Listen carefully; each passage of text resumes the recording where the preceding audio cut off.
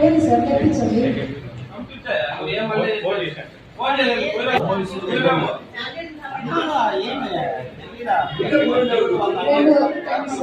నిజంగానే register maintain అవ్వడం లేదు అనేది కనపడితే ప్రిన్సిపల్ ఆఫీస్ ఫస్ట్ థింగ్ ఈ మీటింగ్ ఈ రోజు జరిగిన దానికి నిజంగానే ఏం ఉపయోగం లేదు.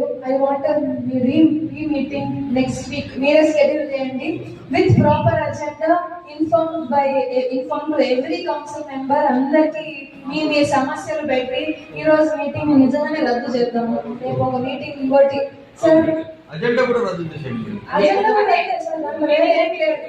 ఈ రోజు ఓన్లీ జరిగేది ఇందాక చెప్పిన best gate, street lights, beautification, divide painting, in case దాంట్లో అమౌంట్ ఉంటే plantation cleaning, washroom cleaning, pipe line leakages, Motors, spare Motors and mini కాంట్రాక్టర్లు అండ్ 10 ఎలక్ట్రిక్ ఆటోస్ లో 3 వర్కింగ్ ఉన్నాయి. అది నిజంగానే వర్కింగ్ ఉన్నాయా లేదో ఒకసారి చూసుకొని మిగతా 7 రిపేర్ పెట్టిండేది ఆమోదం చేసిండేది ఈ రోజు జరుగుతుంది. అదొకటే జరుగుతుంది.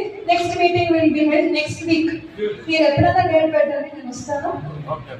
ప్రాపర్ గా జరుగుతుంది. అంత లోపల let's rectify all these issues. ఇంకొద్దు సార్, మీరు I want you to be very very active. Sir మీకున్న మంచి పేరు నెక్స్ట్ వీక్ నుంచి మీరు కనపడాలి నాకు. నిజంగా ఆన్ ద రోడ్, నిజంగా I know it is not humanly possible to run అక్కడ ఇక్కడ రన్ చేయడానికి కుదరదు.